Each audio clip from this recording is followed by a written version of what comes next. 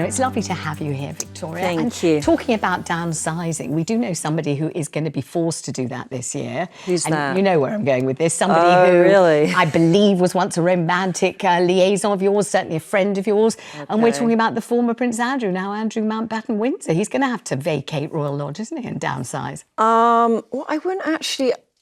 The new house is still pretty big from what I hear. So, I mean, how that in relation to the normal person having to downsize, I think if you have a lease generally and you've paid a lot of money towards a property, you shouldn't be forced to move. And what about the feeling of, there's a responsibility because there are limited properties available, that older people should kind of make way for younger families to fill up these big houses, not rattle around in them, as people always use that word, rattle around. They do use that word, rattle around. I think most people, when they get to a certain age, they figure out that actually they would rather downsize because, why have loads of empty rooms? You're spending more money. I think it really depends on a lot of factors. If you have help, if you can afford help, if you can afford the bills. And, I know from my own family members, I had a great uncle that lived to 102 and he actually didn't even move into a home till he was 99. And that was because he started tapping on the wrong door of a neighbor and they were fed up of him. But I think it really depends on that individual, if they are able to live on their own or not. Some people can, some people can't. Right, let's move on with William on this one. I mean, there's definitely a kind of heat on this subject, isn't there? Where people feel that other people, it's usually other people they think should do it, but that other older people sort of owe it to younger people to move out of their large houses. And they say things like, what do you need all that space for? And I mean, the answer is because it's my home. I live in it. It's my home. Are you the person who's meant to tell me that I have to move out of my own home? And not everyone feels they're rattling around. I mean, I think in my family situation, it was definitely lack of heat. I mean, we had a big house of some sort of 60-odd rooms, and I remember finding my mother in the drawing room on her own once, sitting in front of one of those fires with 3 bars. And I think, and you could see the air coming out of her mouth. Because it was so cold. Because it was so cold, and it was a freezing cold house. And we did sort of manage to sort of gently coerce her into moving into a cottage in the garden. And I remember when she first moved in, she sort of thought, I can't swing a cat in here. But then she soon realised that even though there is a huge emotional pain in leaving your familiar circumstances, the furniture, etc., once you're in a house that you can actually heat, that is more affordable, I think it's very sensible. And I think also, if we're talking about big, grand houses, I think it makes sense to give a younger generation a chance to give them a go while they're still youthful enough to be able to attack the roof, maybe take people on a tour. But otherwise, I think if you're talking about a more modest thing, I do think it is very sensible. But I can understand how it may feel like the kind of death knell, once you've downsized, it's rather like, when you concrete England, there's no going back. Once you're in a smaller house, that's it. And it's sort of, what's the next step? Death. Well, no, it's a twilight home. So there is a couple more steps. Gosh, you're making it very miserable. I mean, Afua, I don't know if you read Nadine Dorries' piece on this, but I did. And she talks about, for example, the kitchen table, because she doesn't come from a stately home, as maybe a couple of my guests might today, because I've got the poshest panel I've ever seen. We're well outnumbered, Afua, you and I, these ordinary folk. Lady Afua. Yes. And she writes about this kitchen table, which is only a kitchen table. It's nothing special. It's not an heirloom. It's just a kitchen table, scrub pine, I think. But she says, that's where, sitting at that table, she brought her babies back from the hospital. That's where her little ones did their homework. That's where she remembers her late husband eating. That's where they had Christmases. And she's brought this big table to her new, much, much, much smaller cottage. It doesn't fit anywhere. It's upended in the garage. It's amazing. She's got a cottage with a garage. I don't know if we find one of those. But anyway, and she can't bear to part with it because she's so emotionally attached to it. And I think she feels that level of attachment to practically every single thing she's ever owned. And I remember lovely Dame Esther Ranson writing about a very similar thing when she had to downsize. The same thing, what about a painting that you bought with your late husband? What about a sofa that you inherited from your late mother?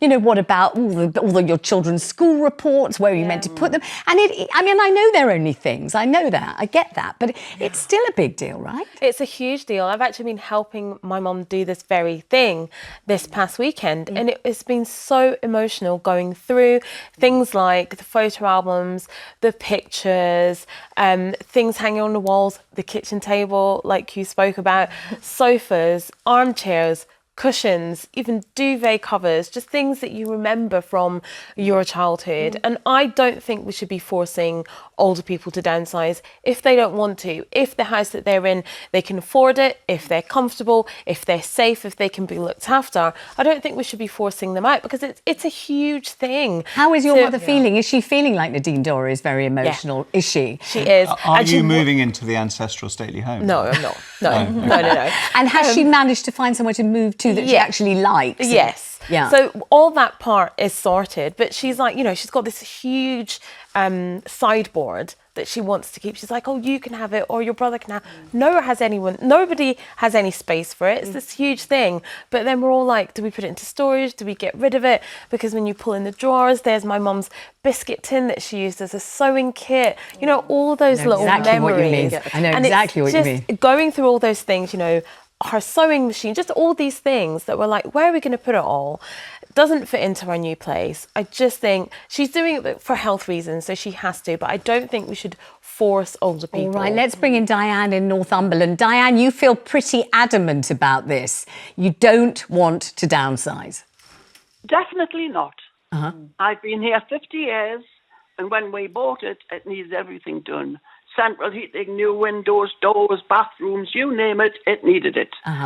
Now, the people you should be picking on are all these younger people who are going to these sales and buying houses that need a lot of work on them. That's an ideal house for a young couple. But they don't get it, because these people who buy to let buy all the houses up and they can't outbid them. Diane, tell me about your house, how big it is, how many bedrooms, how many people are living in it now, and all of that sort of thing. Me, the cat. I have a lovely long back garden that goes into the river. I feed the swans and the ducks and the birds and anything else that visits. I have mostly lovely neighbours if I need anything. I can ask them. I have 2 children who are on call anytime. And if anyone was to say to you, Diane, what do you need all that for? Do you need all that space? Why don't you move somewhere cosy and warm and small and, different? What would you say? No. Just don't want to. Definitely not. If you want my house, you'll have to wait till I go out in a box, and then whoever wants it can have it. I mean, Diane is speaking on my behalf, because I don't fancy moving at all. I don't want to. I just, I'm happy where I am, and I don't feel like I'm rattling. I feel like I'm living. I don't think it's the same thing at all. Diane, I'm with you all the way, and yet people will accuse us of being selfish, and they'll say, well, you've lived your life in that house, move on, make way for the youth, don't go anywhere at all. Jan, what do you think? Hello, Vanessa. Hi. I think it's absolutely wonderful. We did it 15 years ago, and we moved from quite a large house with a big garden, and we had a very small, lovely cottagey house now, which we pushed back out. We've got an ensuite downstairs, and we love it. It means we have more money. It's less for all the services and everything that we have to pay, wood, etc. But it's not for everybody. We had masses of things. We left them outside, and we let everyone take them. And tell me whether it was easy to find the sort of property that you really fancied and liked and could properly engage with and fall in love with, or whether there weren't many to even look at for you. I think we're extremely lucky. We moved into our village and rented first. And we'd been here a week when my husband turned to me and said, shall we try and buy this? So that was very lucky. It doesn't happen for everybody. It's really been the best thing we've ever done. We've taken up weights. My husband will be 81 and I'll be 80 this year. We play tennis, we dance, and we eat out a lot. We just enjoy life. We're extremely lucky, but we can do that because we have downsized. It really sounds absolutely idyllic, actually. You're putting such a fantastic case for doing it. Did you feel a big emotional wrench? And did you feel funny? I mean, it's a lovely thing to leave your things for other people to take if they want them. But did it feel like a big deal to part with the things that you'd been, close to and using all your life? No, it didn't, because I'm extremely lucky. I've got a husband I love very much. And as long as I got him, that's all I needed. And I think he feels the same. I know it sounds idyllic, and there have been times when things haven't been quite right. But no, it's been wonderful.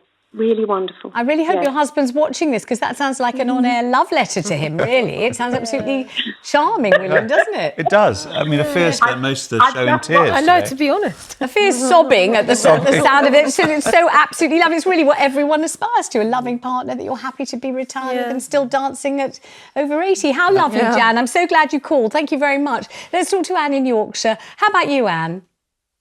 Hello, my love. I think it's the most bonkers thing that I've ever heard of, because by downsizing, I would be competing on the market for the level of house that a first-time buyer would be hopefully trying to buy. That's the first point. And then if I did buy that, that would leave my house, which might well be too expensive for them. So on either count, it wouldn't work, surely. And tell me about your house. I mean, how many bedrooms have you got? And is it just you living there? And have you thought of getting somewhere smaller? I've never thought of it, no. I mean, it's not a huge house. It's got a couple of double bedrooms and a garage. Oh, of course, I mean, garage will be no use to me, will it? I mean, they'll want to take my blinking car off me next. So you're hanging in, Anne, just like my other caller who said, I'm here for the duration and no one's going to shift me 1 millimetre. Absolutely. I've worked for a long time to old age-proof this house. And I do have age-proofing. What have you done to age-proof it, Anne? Oh, little things like put an upstairs loo in and decorated in a way where it doesn't have to be redone, i.e. It's probably old-fashioned, but I've panelled all the kitchen and bedrooms in with pine panelling, so that it's I just won't have to redo it. So it's not like painting or papering where you have to keep keeping it up to scratch. Once you've got your pine in, that's then you've done your pine. Sounds like a giant sauna. I was going to say it sounds like a ski lodge. Yeah. Anne, how nice to hear from you. Thank you so much. Let's talk to Penny in Essex, who's done the opposite. Penny, what happened? Yeah, we upsized and, we left a smaller bungalow for a bigger one. And I just get so angry at the media saying you should downsize and let other younger people have your property. I mean, without sounding snobby, this is worth $820,000 to $850,000, and I doubt very much whether a young couple could afford it. And tell me about upsizing. And I don't know how old you are, but at what sort of stage and age do you decide you wanted something bigger rather than smaller? And why did you decide that?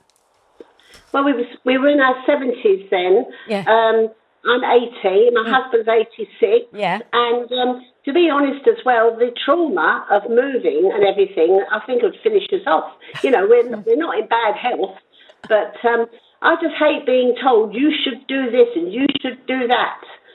Why did you want more space? What were you yearning for that you needed to move for? I don't know really. It's just that it was a second marriage and my husband wanted to be more up this way than where I was. Yeah. And he came from a bigger property and he wanted to still have a bigger property. And, we've got a beautiful garden and he works very hard in it. And I must admit, the housework does get a bit too much, but I'm going to get a cleaner anyway. Good for you. Can I ask Penny a question?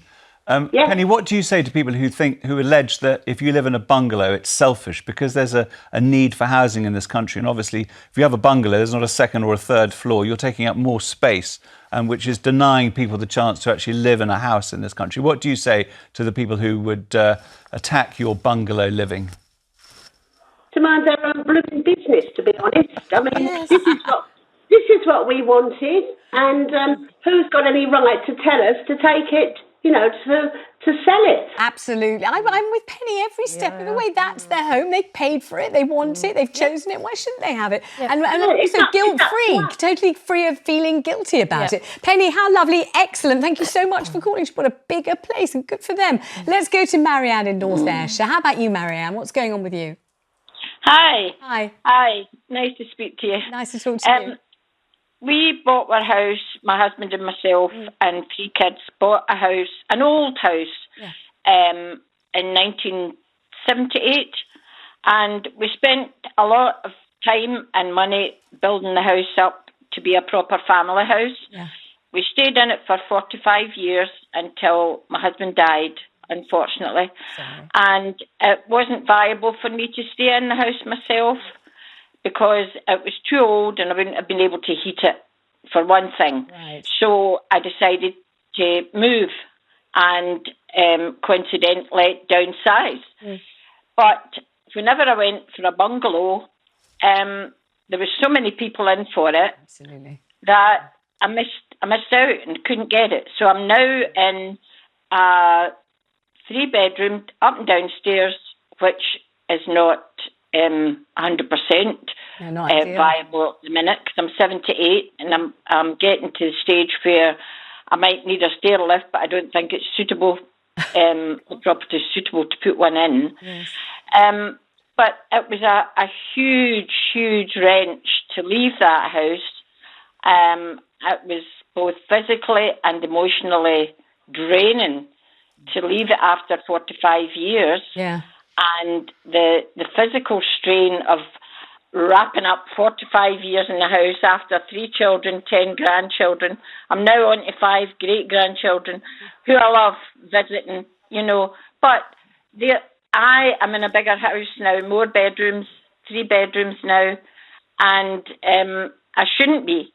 I would have loved a bungalow, but there's not enough housing for pensioners in this area. Marianne, thank you. And this should be really a plea and a call out to all the developers and builders that there really is a market for the sort of house that downsizers would like, rather than just a smaller house which isn't appropriate at all. Marianne, thank you so much. And thank you everybody who sort of admitted to the huge emotional wrench and strain of moving on, which Afua's just been dealing with her own mum the whole of last weekend.